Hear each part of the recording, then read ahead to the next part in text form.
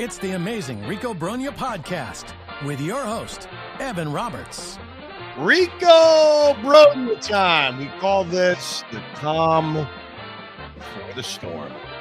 The final off day of the New York Mets regular season before the war begins down in Atlanta. 3 games against the Atlanta Braves, 3 games against the Milwaukee Brewers. So I think this is a chance to be relaxed, a chance to preview what is coming up, a chance to be reflective, and a chance to take a deep breath before this season hits overdrive with 3 critical games in Atlanta against the Braves. We will read a ton of your emails. We will go in depth on previewing these 3 games against Atlanta. We'll talk about the weather situation in Atlanta, which is becoming very interesting because there are games in doubt, specifically Thursday's game.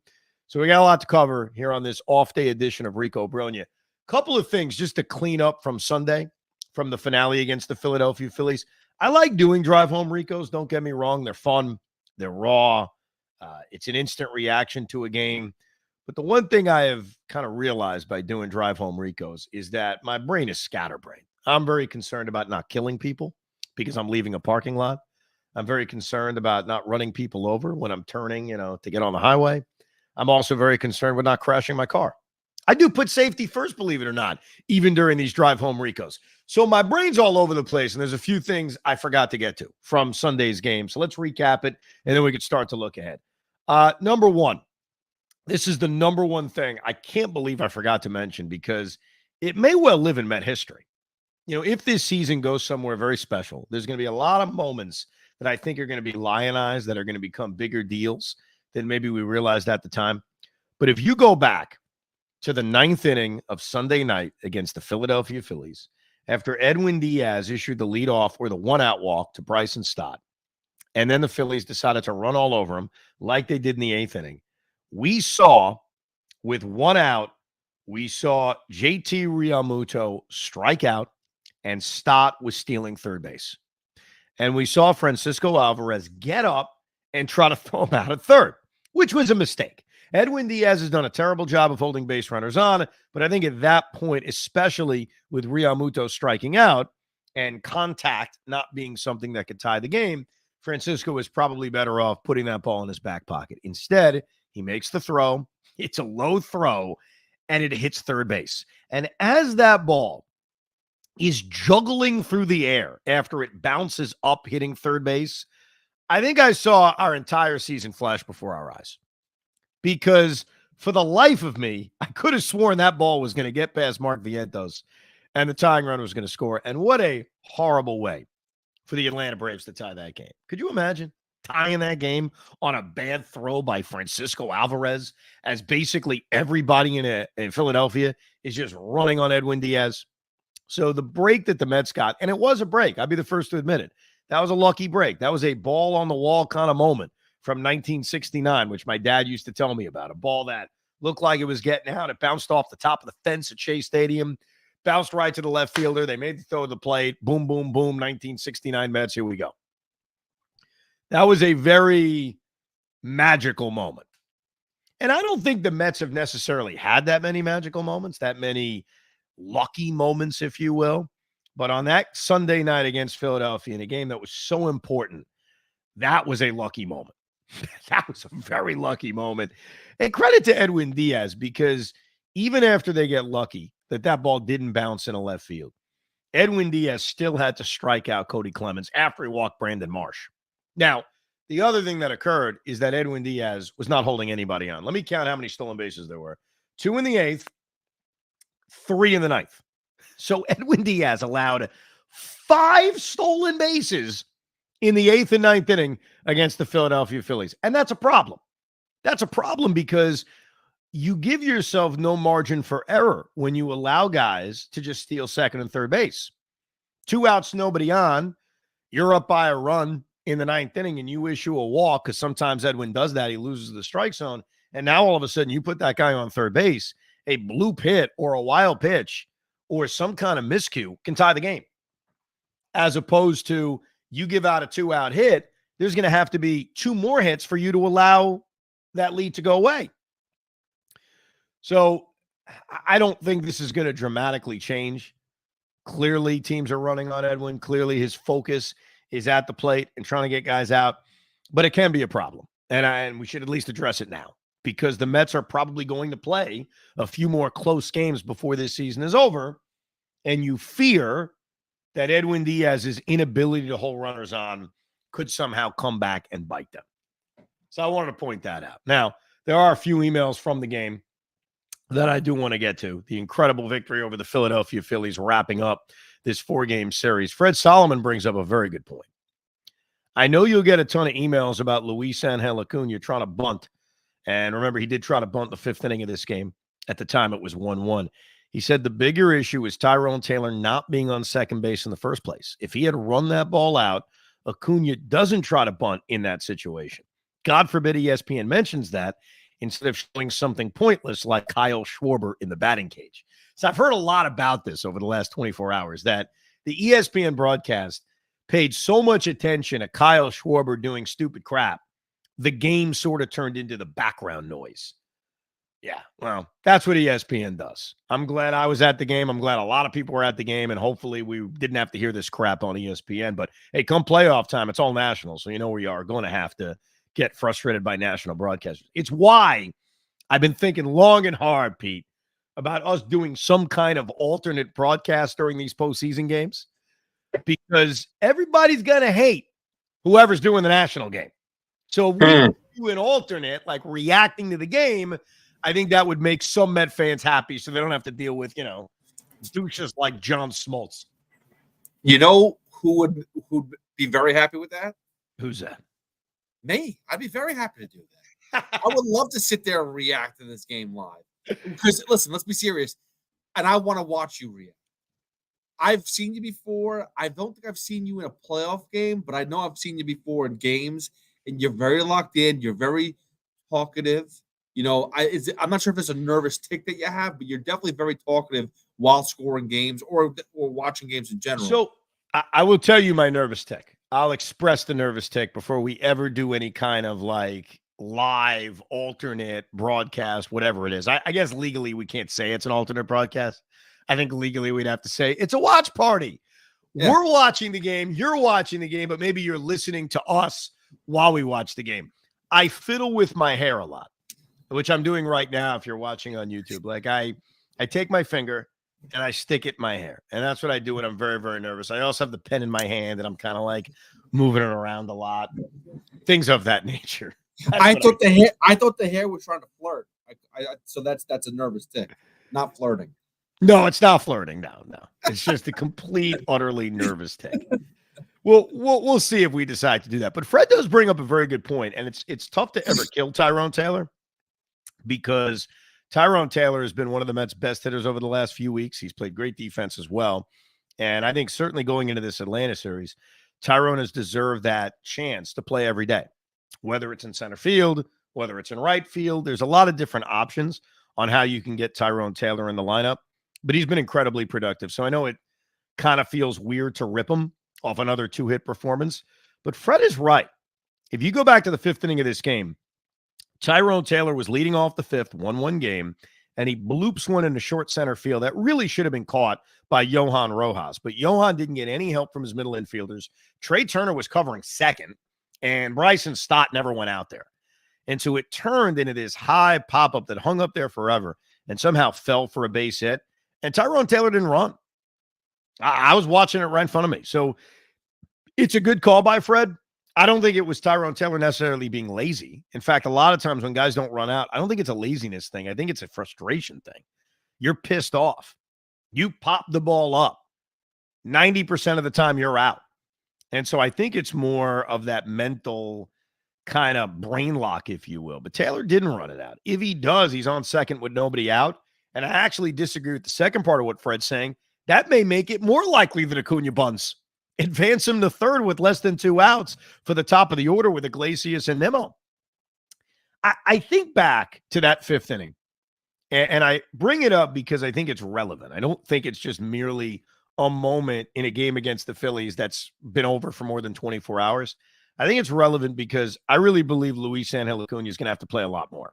I don't think Francisco Lindor is walking through that door for this series. The comments he made the other day, right before the Sunday night game, we actually played a lot of them on the Evan and Tiki show Monday and analyzed it. He doesn't sound like someone who's confident he's coming back. It sounds like somebody who's going to play in pain. He's admitted that. He's going to have to play in pain. And everything is a day-to-day proposition with him. He even said, if I play in the regular season at one point. So my confidence in Francisco Lindor coming back for Tuesday, not very high, which means I think we're looking at Luisangel Acuna continuing to play and him batting ninth. And so it leads to that question, do you want to bunt with him? Are there going to be scenarios where you want to bunt with him? I think with a runner on second and less than 2 outs, I'm more intrigued by bunting. Runner on second, nobody out, I should say. Not 1 out. Runner on second, nobody out. I am intrigued by bunting because you put a good contact hitter like Jose Iglesias in a great spot to get that run in. And I trust Iglesias to get that run in. With a runner on first, nobody out. And this goes back to, I think it was that Washington game where I was openly thinking about it. And I talked about it on the drive home, Rico. I kind of like him swinging the bat. He's got a lot of pop. He can get an extra base hit. And yeah, laying down a bunt, if it's effective, gets you a runner in scoring position, but you still need another base hit as opposed to doing it with a runner on second and nobody out. You don't even need a base hit to score a run because all you need is good contact by Jose Iglesias and you can get that run across. So we'll see, because I think that scenario may come over the next few days. But back to Lindor. The thing about backs is you never know day to day, and you know Lindor wants to play. You know that he is itching to play, especially this series, especially the Atlanta Braves. But I don't know, man. Like, it doesn't sound very good. And I think if you're the Mets, you got to be smart about this. You know, we got an email, and I was trying to find it because we've been getting so many of them over the last couple of days with everything that's going on. And the guy asked a great question. So if you're out there and you asked this question, I apologize. I can't give you credit, but no, you asked it. And that is, would you rather have Francisco Lindor at 70% or 60% versus Luisangel Acuna at 100%? And I think the easy answer to this is if Lindor is healthy and is clear to play and is confident enough in himself to play, I want him out there. I will take the risk that Lindor at 60% can still get a hold of one and still give you a magical moment. Now, he may not have the same speed. He may not be as effective, but I still think he'll be good, even defensively. And I think that getting Acuna in the lineup could happen in a very different way, whether it's DHing him, whether it's playing him at second base and moving Iglesias to third and DHing Vientos, whether it's playing Acuna in the outfield. But I think, and this is the way I'm thinking about this, Pete, if he's cleared and he believes he can play, I want Francisco Lindor out there. I'm not saying, nah, you know what?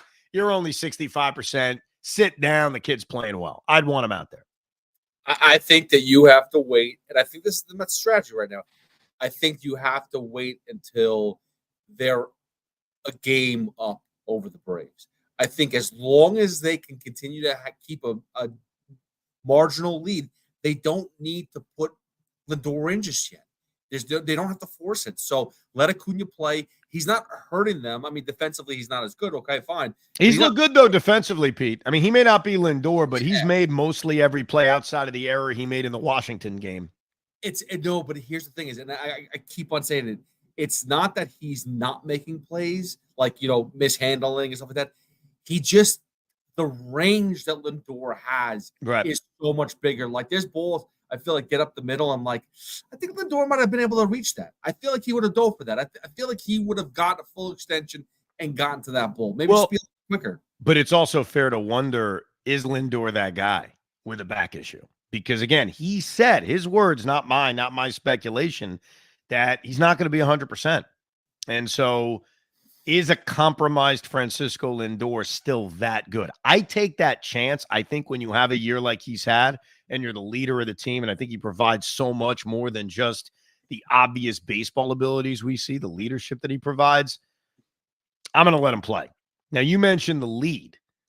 I don't know if they're basing it on that. I think throughout the homestand, there was that, let's give him as much time as humanly possible because we're not in this desperation mode. And yeah, the Mets coming into this series against Atlanta, they're not in desperation mode. I mean, they may be by Thursday, obviously, but they're not there right now. I don't think they're making that decision now based on that.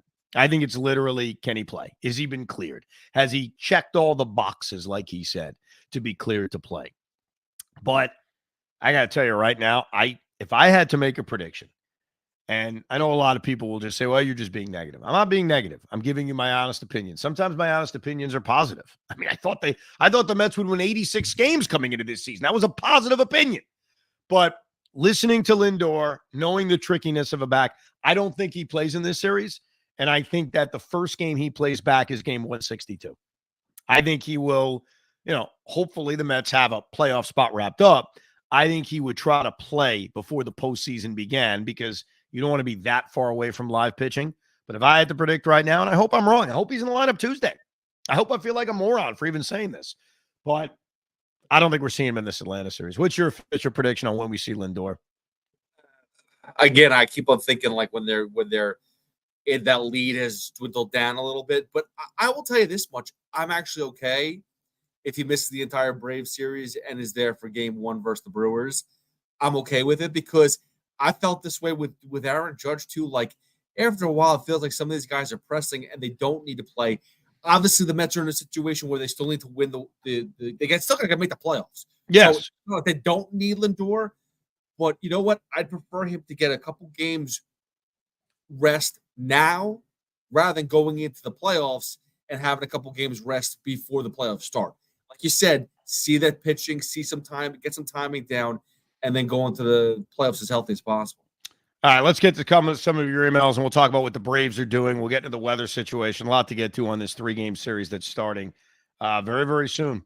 Mike writes, for the final week, would you consider DFAing Eddie Alvarez for either Jet Williams or Drew Gilbert? Number one, I don't believe Eddie Alvarez is postseason eligible, being that he was acquired post-September 1st. Yeah, I'm with you on that. I don't think he is. I don't think he is eligible for the postseason. Number two, when Lindor comes back, Jet can provide extra depth and defensive versatility. If Lindor can't make it through a game, Jet would also be a quality pinch running option. Number three, when Lindor does come back, if he's fully operational, Drew can be a late inning defensive replacement and pinch runner that can allow Mendy to deploy Winker, Marte, and JD earlier if they aren't playing. My gut would be to go with Jet as a hedge against Lindor's health. Can I steal this one real quick for you? Yeah, go ahead. You're not DFAing Eddie Alvarez because he's versatile enough to pitch when needed. DFA Ottavino, and we're fine. Well, I get your joke, but I think he's right that he's not eligible for the postseason because they brought him to this roster post-September 1st. The way these postseason rosters work, my understanding is that if you're on the 40-man, you are eligible. If you're in the organization, you are eligible prior to September 1st. Not like you have to be on the 26-man roster or anything like that. But here's why I don't think this is a thing, okay? Remember, the Mets are playing, everybody's playing, with an extra man. We are dealing in the 28-man roster world, which is not the case come playoff time. It goes back to 26. So the Mets are dealing with a 5-man bench, in theory, when Lindor is healthy. I don't believe they're going to go 5-man bench come postseason time. I think they're going to go back to the 4-man bench, and they're going to have 13 pitchers. Even if they need one less starting pitcher, I think the Mets will carry the extra arm. Like Tyler McGill is obviously the arm that's the odd man out when it comes to the rotation. I think he's on the postseason roster. And I don't necessarily think as down as some are on, take your pick, Adam Ottavino, Alex Young, Danny Young. I don't think they're going to go short. Then again, I'm thinking about the divisional series. In a wild card series, they can go short because they only need 3 starting pitchers. So in that case, they could go short with the pitcher and have an extra position player. I don't know. I don't know if you want to call someone up to make their major league debut and tell them you're going to be an expert pinch runner or defensive replacement. And I say this from experience. Do you guys remember? This was a long time ago, and it made my book. The book I wrote, My Mets Bible, behind me. They called up a young prospect in 1998 named Jay Payton. And Payton, and he made one of the dumbest base running decisions you'll ever see. He tried to run on Andrew Jones. I think it was It was either first or third on a base hit, or it was a sacrifice fly. I think it may have been a sacrifice fly. And Jay Payton got thrown out by 1.5 miles at third base. So if you're thinking, or you ever were thinking about Jet Williams or Drew Gilbert, kind of like with Luis Acuna, I'd want to have him have some experience before you get to the postseason, before you call a guy up. Obviously, Acuna's responded incredibly well. He's been awesome, but I don't know if that's a real option or a serious option. But for the wild card series, you may be right. They may go 5 guys off the bench, only because you need less pitching when you're going with a best-of-3 series. So in that case, I mean, you can load up on pitching, thinking to yourself, you know what? It's 3 straight games. You never have enough arms. What if a guy struggles early on? You could pull him, then you've got another arm available. So maybe they would go 13. Well, here's the thing, too. Like, I mean, what do you think they're going to do with, like, the excess starting pitchers? Are they going to be on the roster? Are they going to be long men? You know? So think about, by the way, I don't like doing this. I don't like breaking down the postseason roster. They got to make the freaking playoffs first. In fact, I'm not answering it anymore. I'm going right back to this Atlanta series. Let me get back to this Atlanta series. Without boring you with the same diatribe we all have, they got to win this freaking series. I mean, I hate to sound like Joe B on this, but they got to. Can they win this freaking series? Like, I'm so glad that they gave themselves a cushion. The Mets have a cushion. For those that don't know, if the Mets win 2 out of 3, it's over. If they win one game, one solitary game, they would have a 1-game lead without the tiebreaker, but they'd have everything right in front of them. A 1-game lead going into the final weekend against the Brewers, who have literally nothing to play for. The Braves, meanwhile, are playing the Royals, who are collapsing but desperate. They're trying to make the postseason. So winning 1 out of 3 still gives you like this advantage to making the postseason and holding on for dear life. And if they make the playoffs that way, trust me, I'm not going to complain. I don't give a crap how they make the postseason. If they make the postseason, I'm thrilled. We're all thrilled. There's no such thing as backing in when you win 90 games. So I don't want to hear any of that stuff. But they owe it to us. After what happened in 2022, and obviously our entire history against this franchise, really the last 25 years, beat this team. This is a team that has not been the same superpower they've been the last couple of years. You got all your starters ready to go. You're playing great baseball. The Mets have been the far better team for the last 3.5 months. Beat them. Take the drama out of this. Beat this freaking team. So now that I got that out of the way, because I think we all feel that way, we all know that, let's look at what the Braves decided to do for this 3-game series. They decided to skip Charlie Morton. Charlie Morton has not pitched well. So instead, Spencer Schwellenbach is going to start the opener of this series. And if you recall, Spencer Schwellenbach faced the Mets during that 4-game series earlier this season, where the Mets won the first 2, and then the Braves responded by winning the last 2, and Kodai Senga got hurt. In that game, Spencer Schwellenbach dominated. He struck out 11 guys. He pitched 7 brilliant scoreless innings. He gave up 1 hit, no run. I mean, it was ridiculous. I mean, he was unbelievable. So I get Brian Snitker doing that. So we'll see if the Mets, seeing him a few months ago, could allow them to touch him up a little bit more. He's pitched very well for this Atlanta team. So I think the Braves are rewarding Schwellenbach and looking at how well he's pitched and saying, you know what? Let's throw him in there against the Mets. So there really isn't a lot of career numbers to look at because the Mets have only seen him 1 time. But what was interesting is that Chris Sale, who may win the National League Cy Young, is not pitching Tuesday, which would have been his 5th day. They pushed him back to Wednesday. And I found that really intriguing for a few reasons. I get wanting to give the veteran left-hander the extra day. It benefits him. But by doing so, he would not be ready to pitch in game 162. So I saw that and I was like, wow, okay. Maybe what Snitker is saying is, look, I don't know if 162 is going to matter. I'd rather maximize the best of Chris Sale, which to him is giving him an extra day of rest. But then I'm seeing how bad the weather is in Atlanta. And if the Mets and the Braves are forced to have to play a makeup game on Monday, well, that would be Chris Sale's day. And so potentially the Mets may have to face Chris Sale twice in this supposed 3-game series if things got pushed back to Monday. I don't necessarily believe that's why the Braves did it. I think the Braves are literally thinking to themselves, you know what? We'd rather get the best of Chris Sale in one start than pitching him twice on regular rest after a very long season in which his innings have exploded this year. No one saw this season coming. And so I think they just made the decision that way. But it is a factor if they can't play this game Thursday. Now, we've gotten a lot of emails about this weather. What should you do? Should the Mets manage any differently? What should Major League Baseball do? My opinion on what Major League Baseball should do is just let it happen. Okay, let it play. They have a game on Tuesday night. Let them play the game. They have a game on Wednesday that they should be able to get in, though the rain is going to start to hit on Wednesday. Play the game. If Thursday is completely wiped out, wipe it out. It sucks, but wipe it out. Let the weekend play on as it's regularly scheduled. Obviously, the Braves take on the Royals in Atlanta. The Mets take on the Brewers in Milwaukee. And if the game is necessary, you come back Monday. It sucks, but that's – and you know what Major League Baseball should do? They won't do it. I think TV has a lot. But if they have to play a game on Monday and then the wild card series starts on Tuesday, especially in a long distance like the Mets play in Atlanta, then they got to go to San Diego or whatever it is. How about this crazy idea? Push the wild card series back a day. So instead of starting it on Tuesday, you start it on Wednesday.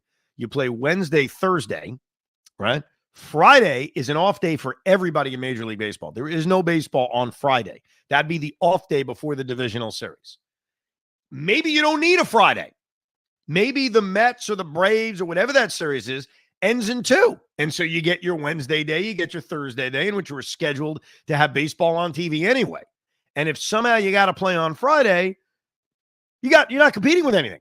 There's no other baseball game. You'll get your one game on Friday.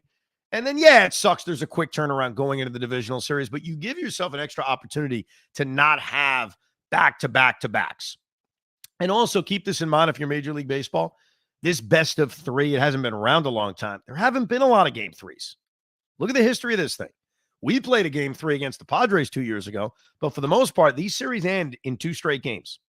So that's how I would handle things. I don't like the idea of canning the game ahead of time and scheduling a doubleheader. I don't think that's fair to Atlanta. I don't think that's fair to us. Quite frankly, I really don't. I'd rather push it off thinking it may not matter. If it does matter, okay, we'll make the best of it, as opposed to inconveniencing these rotations, which have been lined up by both teams for a while, and saying, we're going to play a doubleheader on Wednesday. Or we're going to play a doubleheader on Tuesday. It's probably too late to do that. That's how I played out. Do you agree with that, Pete? Would you do anything crazy, or would you just kind of let things happen, and if it rains, it rains? What are you going to do? I'm the type of person where I don't want to plan too far ahead. I don't want to try to mix and match and do all this stuff. Let things lie the way they're going to lie. Like, I don't want to sit here and plan out, like you said earlier with the playoff rotation. I don't want to sit here and talk about who I'd prefer to face in the playoffs. We're going to face whoever it's going to be, and when we get there, and that's it, and the story, and I'm fine with it. All right, let's look at some of these head-to-heads. So we mentioned Chris Sale's going to pitch Wednesday, game 2 of this series. Looking at some of the career numbers, here are the ones that jump out at me. J.D. Martinez has a lot of experience against Chris Sale. They're not great numbers, but he's faced them a lot. He's actually had 41 at-bats against Chris Sale, 9 for 41. That's a 220 average, 754 OPS, 3 home runs, 6 RBIs. There are 2 other guys with a decent sample size that have good numbers against Chris Sale. One is Francisco Lindor. I mean, what can you do? If he's healthy, great. If not, that sucks. But listen to these numbers Lindor has against Chris Sale. 14 for 34. That's a 412 batting average. 2 home runs, 8 RBIs. Jose Iglesias has some great numbers against Chris Sale. Hopefully he's okay. He fouled one off his knee the other day. 11 for 36. That's a 306 average. Outside of that, a lot of guys don't have much experience. Pete Alonso is a miserable 0 for 5 with 3 strikeouts. Alvarez 0 for 2. Marte 0 for 3. Nimmo 1 for 4. Tyrone Taylor 0 for 1. Vientos 0 for 3. And I mentioned this the other day. It's odd. Jesse Winker is 2 for 3. And since Jesse Winker never faces lefties, that one's a little strange. As far as Max Fried is concerned, Max Fried has some great individual numbers against the New York Mets. The guy with the most at-bats is Pete Alonso. Pete's got some good numbers against Max. He's the one guy who does. 10 for 36. That's a 278 batting average. 2 home runs, 7 RBIs. After that, Francisco Lindor is owned by Max Fried. A little surprising considering how good Lindor is as a righty. 3 for 28. That's a 107 batting average. Starling Marte, 4 for 21. That's a 190 batting average. Brandon Nimmo, 3 for 27. That's a 111 batting average. After that, there's not a lot of experience. Iglesias, 2 for 8. Alvarez, 1 for 4. Jesse Winker is 1 for 5. Tyrone Taylor's 2 for 7. Tyler McGill's 1 for 2. It's so weird still seeing that because you almost forget about it. Oh, yeah, pitchers used to hit. Max Fried is scheduled to pitch the finale of this series. It's scheduled to be Spencer Schwellenbach on Tuesday against Luis Severino, Chris Sale against David Peterson on Wednesday, and then Sean Manaea, the ace in the hole, if you will, hopefully, against Max Fried to wrap up this series on Thursday. That's the other problem. If they don't play Thursday, Sean Manaea doesn't face the Atlanta Braves at all. Because if they don't play Thursday, he'll definitely just be pushed back and pitch the Friday game against Milwaukee. Quintana would be pushed back to Saturday, and then you could always bring Severino back on regular rest to pitch Sunday. Keep that in mind. Sevy is pitching the opener on Tuesday, which lines him up, if necessary, to come back and pitch Sunday afternoon against the Milwaukee Brewers if need be, if that game is necessary. But I'll tell you, looking at the weather, I was looking at the Weather Channel app this morning. I'll check it again to see if it's changed. It doesn't look like it's even possible they're going to play Thursday. Like, it looks so bad in Atlanta that I don't think there's any chance they're going to play the game. Now, I know the weather can change. You never know. But here's what I got. I'm looking at my Weather Channel app. I pay for that freaking advanced Weather Channel app. So they give me like a lot of hourlies. Tomorrow night, 7 o'clock first pitch, 86 degrees, 0% chance of rain. So we're good. The opener of this series will occur. It's going to be a hot night in Georgia. We're good to go. Wednesday, it starts raining at about 1 o'clock. At 7 o'clock, there's a 65% chance of rain. 8 o'clock, 38%. 9 o'clock, 50%. So that doesn't sound like it's impossible, but there is rain in the forecast for Wednesday night. Then Thursday. I mean, this is brutal. Starting at 10 a.m., there's a 100% chance of rain with winds at about 15 miles an hour all night long. It does not stop raining until Friday afternoon. So the Thursday game does feel very unlikely they're going to be able to play. That one doesn't look good. But the first 2 games they can play. And if they play the first 2 games, that means the Mets have a chance to clinch. Just win the first 2 games. We don't have to worry about Thursday. That's my hope. Yeah, I know. But, like, the reality is they need to get this game in at some point in time. It sounds like it's going to have to happen. Why aren't they being proactive? What do you want to do? You want to move the game up and play a doubleheader Wednesday? I don't want that, bro. I got to be honest with you. I don't like that. Either that or a mutual site somewhere else. I mean, but, like, I feel like you can't just sit here and wait around and then push this back to the following Monday. So the mutual site idea is actually the one that I can get on. If you know, especially because is this remnants of a hurricane? Is that what this is? Like, is there, I mean, I usually pay attention to weather, but I didn't even know there was a hurricane happening. There's always hurricanes happening. They just don't usually affect us. So I'll give you an idea on because it's your idea. The mutual site thing is your idea, but I'll take it from you and now start to run with it. Well, I'm not taking it from you. You just said it. I'm running with that idea because I like that. I like that a lot better than moving up a doubleheader to Wednesday. And I even like it better than just saying, screw it, we'll play Monday. Because ideally, you're not playing Monday. Because, guys, think about this. We're not thinking about it this way. There's a scenario where the Mets have to play Monday, and it doesn't even involve them. Think about this for a second. Let's say the Mets win the first 2 games of this series and they clinch a wild card spot. Great. Okay. While that's happening, the Diamondbacks get tripped up. They lose 2 straight to San Francisco. Then the Braves sweep the Royals and the Diamondbacks lose 2 out of 3 to the Padres. All of a sudden, the Braves would have to play game 162 because they're in a wild card race with the Arizona Diamondbacks. And that would mean the Mets would be forced to go back to Atlanta to play a game that doesn't even mean anything for them. Now, I get that scenario doesn't feel likely. Like if the Mets clinch, are the Braves and Diamondbacks fight? Actually, it's not that unrealistic the more you think about it. It's not. It's really not that crazy. But imagine that, Pete. The Mets have it wrapped up. We know we're going to San Diego for a wild card series. And they got to go to Atlanta on Monday because the stinking Braves have to figure out their situation with the Diamondbacks. Like that's the worst case scenario for us because then the game doesn't even matter to us, yet we got to send guys out there and play the game. I mean, do we have to send out like the real roster? Can we send out like a fake one? No, you can. If this was the old days with 40-man rosters, yes, but there's only 28 guys on a roster. Like who the hell are you sending out? There's not enough people. This is where the Phillies are smart with it. Everyone's got like facial hair and long hair. Just put wigs on people, send them out there. You don't know the difference. But I do want to take your mutual site idea because I think if MLB wants to get creative with this, I'll tell you the exact mutual site where they could play the game Thursday. Okay? Thursday night in Milwaukee. The Brewers are on the road. They're in Pittsburgh on Thursday afternoon playing the Pittsburgh Pirates. Milwaukee is free. It is a dome. It's where the Mets are going to play anyway.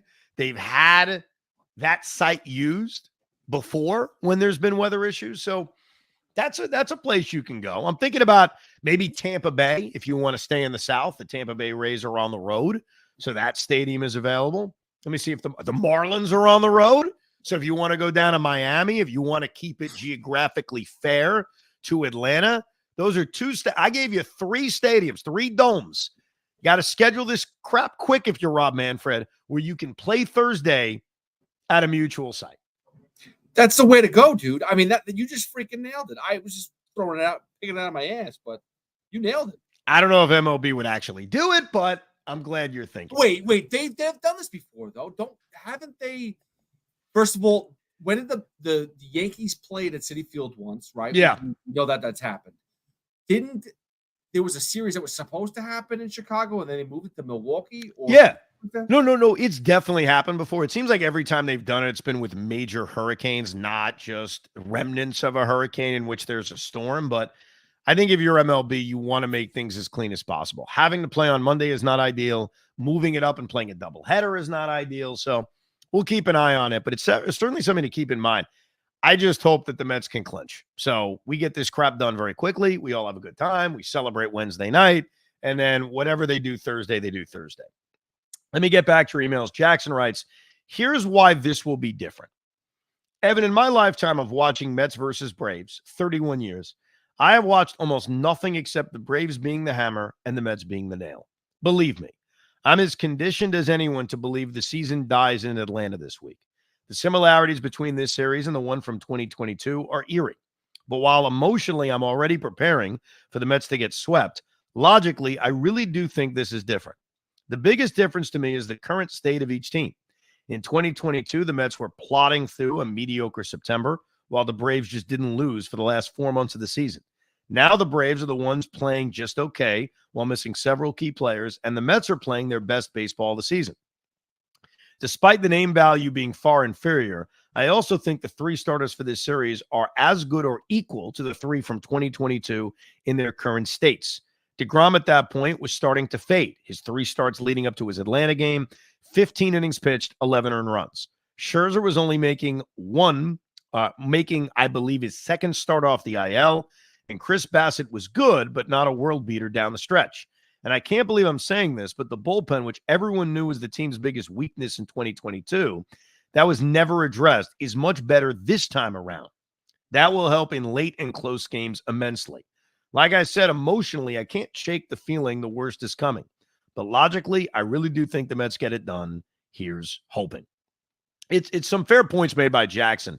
Number one, the Mets are going into this series in a much better place in terms of the way they've been playing than the team from 2022. I completely agree.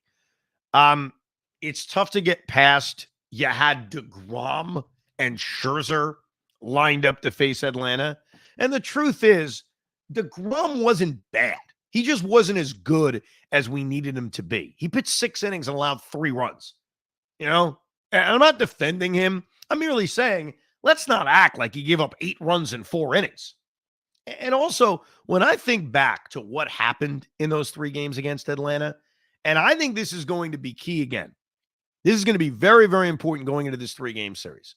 But when I think back to losing to the Atlanta Braves in 2022, I think a little bit about Max and Jake and Chris Bassett, but I think more about how their stars came up big and our stars were very pedestrian. If you look back at those 3 games, it's not that Brandon Nimmo, Pete Alonso, and Francisco Lindor were awful, but they weren't impactful. They weren't making the impact that Dansby Swanson was making, that Matt Olson was making, that Austin Riley was making. So, for example, in that series, the Atlanta Braves hit, are you ready for this? 7 home runs in 3 games. The Mets hit 3. And those 3 home runs, let's play that game. Do you want to guess, Pete, the 3 Mets that hit home runs in the series against the Atlanta Braves? And trust me, the fact I'm asking it shows you they're not huge names. The answer is not going to be Pete Alonso, Francisco Lindor, and Brandon Nimmo. So 3 home runs. I think they were all solo, by the way. Were hit by the Mets in that 3-game series against the Atlanta Braves. Can you name the 3 guys to hit home? What was the month again? What was the month again? It was the series against the Braves in 2022, the final. 2022. Yeah, that second to last weekend of the year. The Atlanta Braves hit 7 home runs. The Mets hit 3. Who are the 3 guys that hit home runs? Daniel Vogelback, no. Yes, Daniel Vogelback is 1. Okay, all right. Look at you. Look at you. Hold on. Brett Beatty did not, but he hit earlier that year in Atlanta. That was earlier in the season. That was his major league debut when he hit a home run in Atlanta. Omar Narvaez? No. But close. It's a catcher. Tomas Nido. Tomas Nido, Jeff McNeil, who actually hit pretty well in this series, and Daniel Vogelback. Jeff McNeil went 7 for 13 with a home run in the 3-game series against Atlanta. So he deserves a little bit of, hey, he wasn't the problem. He was the one guy hitting. But Brandon Nimmo was 4 for 12. Not bad, but quiet 4 for 12. Pete was a quiet 3 for 10. And Lindor was a very quiet 2 for 13. Francisco Alvarez, making his maiden voyage, was 0 for 8. The Mets hit 3 home runs in that series. The Braves hit 7. Who hit those home runs? Austin Riley, Matt Olson, Dansby Swanson. Dansby Swanson, Matt Olson, Dansby Swanson, Matt Olson. It's so easy for me to say. Dansby Swanson hit a home run in every game of that 3-game series. Matt Olson hit a home run in every game of that 3-game series. And Austin Riley hit one in game 1. So I think what's going to be really important over these 3 games, we can analyze the pitching matchups all day. Are the Mets stars, or really anybody, going to hit that big home run the way the Braves did in that 3-game series? Because they got a lot of them. I mean, Matt Olson was impossible to get out. And keep an eye on Matt Olson. Matt Olson has basically turned his season around. So, yeah. I mean, now, the more I talk about this, the more nervous I get. The more I think about what actually happened during that series. Because that was tough, man. I mean, it's brutal to even think about. Let me get to a few more of your emails that I pulled. Nick talking about the rain. Nick DeLuca. Nick in Huntington here. Just saw that Thursday in Atlanta is probably going to get rained out. Does this affect your strategy for the first 2 games if that's the case? I think the only way it would affect my strategy is to be more aggressive with my bullpen, knowing I had an off day Monday and I may have an off day Thursday. Ironically, Thursday was supposed to be an off day. This series was supposed to be a 2-game series. It's only a 3-game series with a game on Thursday because a game earlier in the season got rained out, which is kind of weird to think about. But not really. Like, it doesn't change my rotation.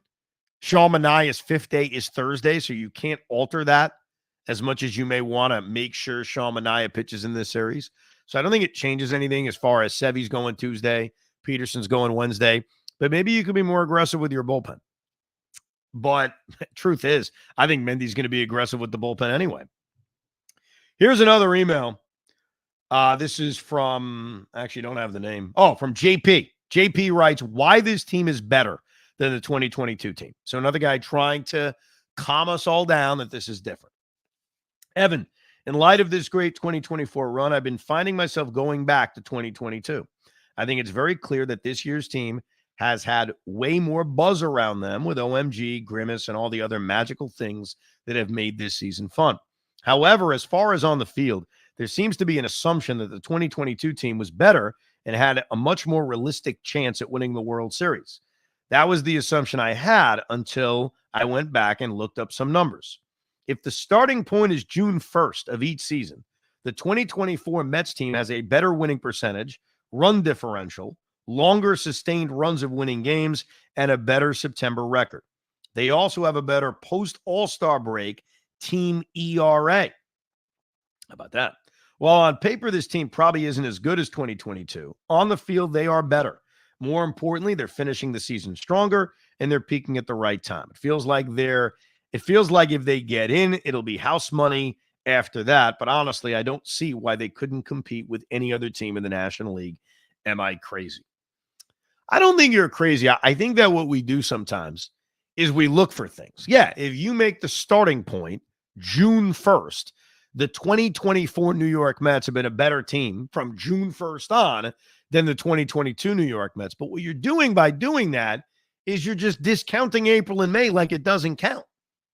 And then my follow-up to that would be, when do you start caring? When do you start looking the line of demarcation and saying, this is when it counts? Is it just September? Is it just the last week? Is it the last 2 weeks? Is it the last 2 months? So, yeah, the Mets have been a tremendous team since June 1st. We all know that. They've been great.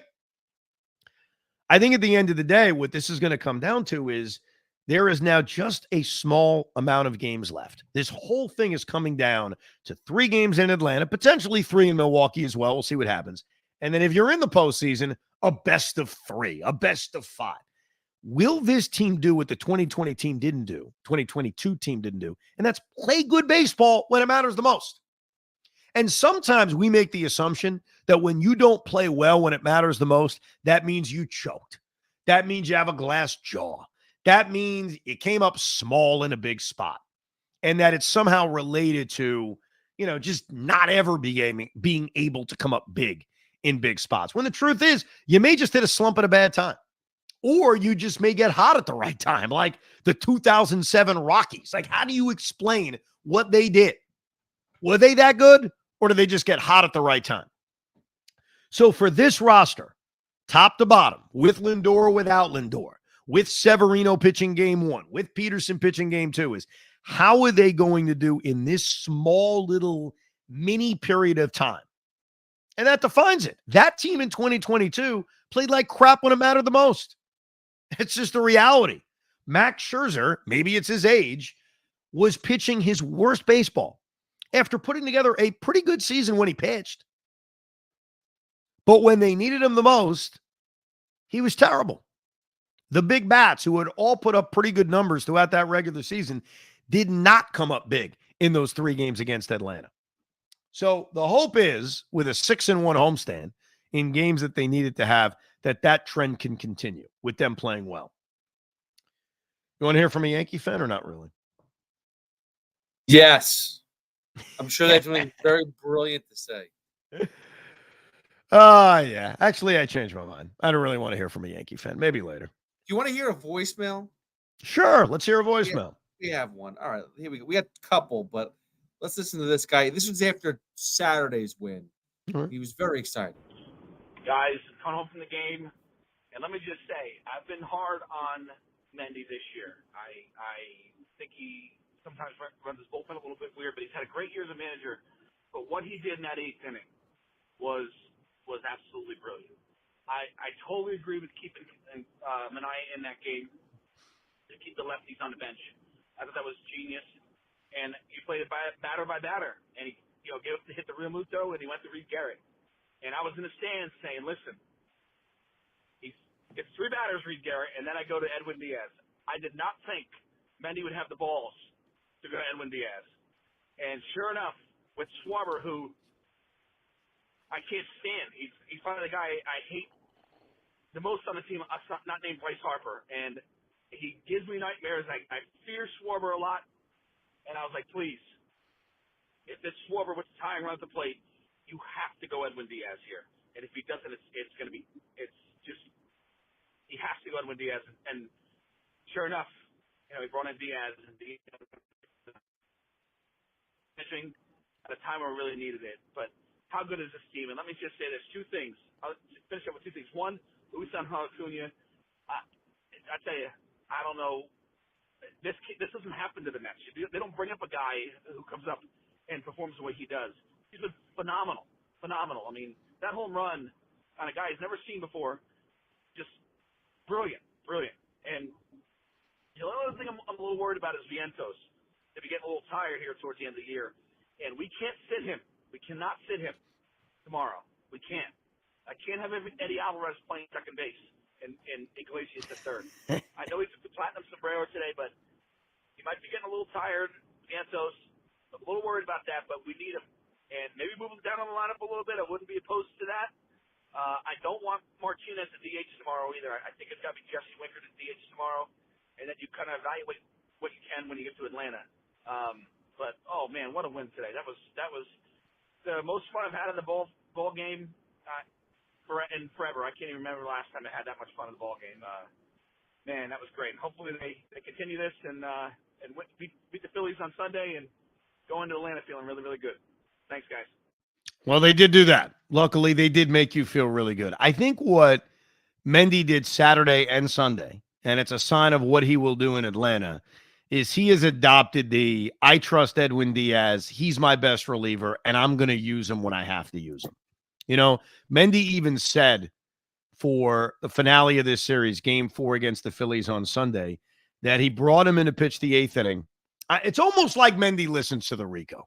And his attitude was, let me see what happens. Let me have him face the Phillies' best hitters. Let me get these 3 important outs, and then we'll see. Mendy saw Diaz only threw 12 pitches. He got through that 8th inning clean enough where 12 felt reasonable. They had an off day Monday, and he pushed him to pitch the 9th inning. Obviously, then his pitch count exploded. He ended up throwing over 30. But I think that's going to continue with, hey, the Braves are sending up the heart of the order in the 8th inning. I'll use Diaz. Maybe it turns into a 6-out save, or maybe it's just Edwin went out and collected 3 of the most important outs. So I now have a confidence based on how Mendy handled Saturday and Sunday and what he said about Sunday, that's going to be a trend that continues. I want to read this from Kyle because this brings up something else that kind of worries me. And maybe it's a loser mentality, but we'll get into it concerning defensive replacements. Kyle writes, Alvarez behind the plate and a potential weakness. As documented throughout the season, Alvarez is a liability throwing out runners. He almost threw the game away in the 9th inning on Sunday. A ball was inches away from potentially causing severe consequences in this pennant race. It reminds me of in 2015 when Lucas Duda had to throw home, something we never really had to see Lucas Duda do. Throw the baseball, and it went behind the catcher, putting a nail in the coffin for that series. It reminds me of that play because I'm worried about Alvy if we make the playoffs behind the plate. I love the guy, but teams are going to expose any weakness we have. And in terms of weaknesses, that's one that we have. What are the other weaknesses you are worried about being exposed in the postseason? So here's one of the weaknesses I'm kind of worried about. Actually, that's not phrased correctly. It's not a weakness I'm concerned about, but it's in relation to what you're saying about Alvarez and the idea of, do you go to Luis Torrens late in the game? Do you go late inning defense? So on Sunday, he went to Harrison Bader in the 9th inning to replace Starling Marte. Makes complete sense defensively. Bader goes to center. Taylor goes to right. You've got Nimmo in left. You've got your best defensive outfield. Totally understand it. But it's a 1-run game. If the Phillies had tied the game on that bad throw by Alvarez, The ninth inning would have featured the Mets sending up 5, 6, and 7 of the batting order that would have started with Harrison Bader. And so a one-run lead, you want to improve your defense. How can you not? But I also didn't love the idea that you have to play for the fact that maybe there is a bottom of the ninth inning. Maybe you do blow a lead and defense has nothing to do with it. And that scared the crap out of me. I got to be honest. And that's where I probably would be the worst manager ever, because I wouldn't make defensive replacements because my brain would have that loser mentality of, well, what if they blow the lead? I want some of my better hitters out there. And the same thing goes for Alvarez. Alvarez would have been due up second in that ninth inning. So if you take Alvarez out for Torrens, and look, Luis Torrens' bat has gone completely quiet. His defense continues to be great. He hasn't hit in a while. And Alvarez has supplied that power. I think you need to pick your spots in terms of going for the defensive edge. And I also think you've got to look at who you're facing. Is this a team? Are there guys who would get on base who could potentially run all over you? The Philadelphia Phillies clearly did that in the last 2 innings against Edwin Diaz. And I don't know if Luis Torrens would have made a difference. That's the other thing. I mean, did the Phillies run on Francisco Alvarez or did they run on Edwin Diaz? I think they mostly ran on Edwin Diaz. Let's make some predictions going into this 3-game series. Pete, what's your gut? What happens in the 2 or 3 games that the Mets and Braves play starting on Tuesday night? They're taking 2 or 3. I think they're going to find a way to get all 3 games in somehow. They're taking 2 or 3. Do you want my prediction, or should I just not even make one? I don't think you should at this point in time, the way you just told that. I don't think you want me to, because it's just going to come out as negative. Look, I love this team. This team has had a wonderful season. And for the most part, they've earned our trust. But this is another level of earning our trust. This is about breaking not just what the Braves did 2 years ago, but breaking what they've always done. I mean, when do the New York Mets and the Atlanta Braves, when do we ever get the last laugh against them? It seems like the only time we've won significant games against the Braves is when they stink, is when they're not very good. So, of course, they beat the Atlanta Braves. And I think that's the really difficult thing as a 41-year-old Met fan to fight through. Ultimately, I just have this feeling that something bad is going to happen. And I don't want to think that. I don't like living life that way. But I do think that if the Mets can beat this team, if the Mets can finish this team off, I don't care about Thursday, win Tuesday and Wednesday, and send these bastards home. Well, not definitely home. That's the Diamondbacks' worry, but at least we advance. That I think I will be more positive moving forward. I think that would be a cleansing moment to knock off the Atlanta Braves. Let me give you my lineup too, by the way. Going into the game 1 of this series was Spencer Schwellenbach. Here's how I would line it up. And again, the Mets do not have a long history against Spencer Schwellenbach. He only made that one start against the Mets, so there really isn't, a long track record. But I've been thinking about this, like who should play, who should not play. JD Martinez has become kind of a lightning rod. Mendy did sit him a couple of times, so he has shown that he's okay with sitting him down. And he's been bad. I mean, he's going through one of the worst 0-4s of his entire career. Now, Spencer Schwellenbach's got much better numbers against righties than lefties, so keep that in mind. Lefties have fared much better against Schwellenbach than righties have. So I have factored that in when making this decision. And I'm not going to do the batting order. Mendy moves around the batting order a lot. It's not even about that. It's about who plays. Alvarez catches. Pete Alonso at first base. Actually, screw it. I am going to give you a starting lineup. I'm going to go all the way with it. Leading off, second baseman Jose Iglesias. I'm making the lineup as if Lindor is not there because I really don't think he's going to play. If you want me to make a second lineup, fine. Jose Iglesias leads off. He plays second base. Brandon Nimmo bats second. He's in left field. Okay. Batting third, first baseman Pete Alonso. Batting cleanup, the designated hitter, Jesse Winker. Batting fifth, let's go with right fielder Starling Marte. Batting sixth, the catcher, Francisco Alvarez. Batting seventh, the third baseman, Mark Vientos. Batting 8th, the center fielder, Tyrone Taylor. Batting 9th, the shortstop, Luis Angel Acuna. So I would sit J.D. Martinez, especially against the guy who's been murder against righties, especially with the fact that Starling Marte has been relatively productive lately. Tyrone Taylor must play. He has certainly earned that. So my bench would be Eddie Alvarez, who's still here, J.D. Martinez, Harrison Bader, Luis Torrens. And hopefully Lindor does play. If Lindor does play, it becomes a little bit more complicated. I think for this game, I would sit Acuna. I would start by doing that just for the first game. Because remember, you're facing 2 lefties after this. So this is going to be the one game Jesse Winker starts. So if Lindor plays, I would keep everything very similar. I would actually sit Acuna and I would play Lindor. Do you agree with that, or is there any other changes you'd make to that lineup? I mean, I know I respect why you put Marte in there, but some reason I just think you're right. Taylor's got to play, but I think Bader defensively, I'm at this point in time where I can't risk defensive liability, and I'm not really sure Marte does sometimes out there in the right field. Yeah, look, I think late in the game you're going to take him out for defense. As we saw that the other night. I think you got to pick your spots. Hopefully, it's when Marte's spot in the order is not coming up. So if you blow said lead, you can still have your better bats out there. But we'll see.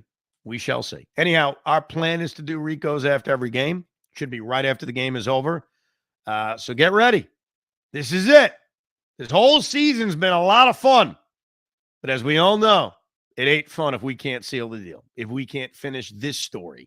And this story is at least making the postseason. So Rico Brogna's after game 1 Tuesday night, Rico Brogna after game 2 Wednesday, and we may have a rain out theater on Thursday. We'll see what ends up happening with Thursday's game. Thank you very much for watching or listening or downloading or subscribing. Let's get set for war edition of Rico Brogna. We hope you enjoyed this episode of the Rico Brogna podcast. It's amazing, isn't it? Make sure you download it now to keep it on you at all times.